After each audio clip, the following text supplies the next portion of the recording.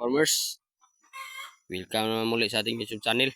Tagal-tagal tayong hindi naka-upload sa ating mga video mga farmers kasi sobrang busy natin. So ngayon gumagawa naman tayo ng ulit ng video. Sana suportahan nyo pa rin ang video natin mga farmers. Sa video na to mga farmers, makita natin sa inyo yung update sa ating mga tinali na manok kasi nilipat tayo ng area. Kasi sa dati nating area, ninakaw yung iba nating mga alaga.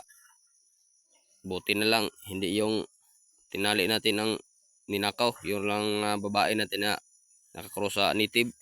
At sa video na to mga farmers, kita natin yung mga alaga natin na pa hitsas na. Galing sa paglulugon. At pwede na rin ito natin gamitin yung February 14 mga farmers. May araw kasi dito sa amin. Yung iba hindi pa na masyadong nahitsas yung mga buntot nila, pero pwede na to. Sa akin lang mga farmers, okay na to.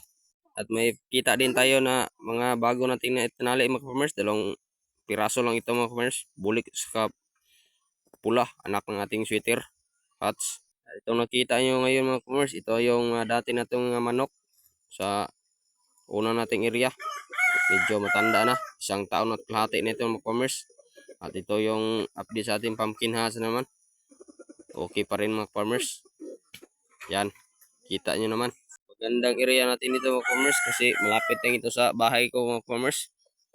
Para hindi nakawin yung mga laga natin. Inlipat natin dito sa malapit ng ating bahay. Para mas madali makita kung may magnakaw. So ngayon hindi na siguro sila panakaw dito mga farmers kasi malapit na ito sa bahay. Ito nga palang yung pumpkin hats natin mga farmers. Sinalang natin sa breeding. Kasi may mga babae tayo dito sa ating net. At ito yung ating sweater dati mga farmers, sweater hats.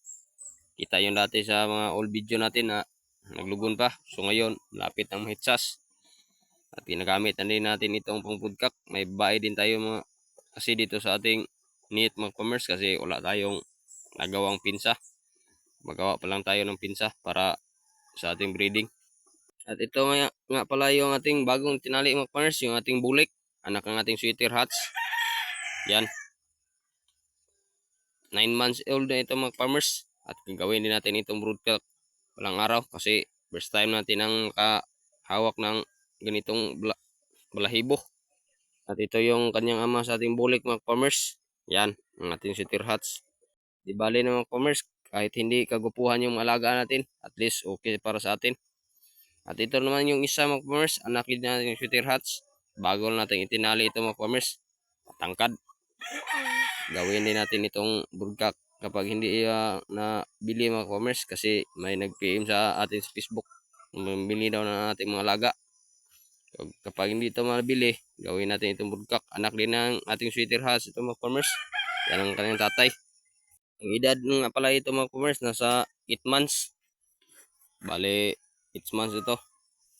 Maliit-liit lang mga farmers kasi sobrang pang payat. Hindi pa natin ito na purga mga farmers. At yan lang muna ang update sa ating mga alaga dito ngayon mga farmers. Maraming salamat sa inyong panonood. Kung nagustuhan niyo ating video, subscribe naman sa ating YouTube channel. At pag-share na rin. At pag-comment na rin mga farmers kung may katanungan kayo. Baka masasagot natin sa susunod natin mga video. At pa-shout out na rin. May comment lang kayo kung gusto kayo mas shout out.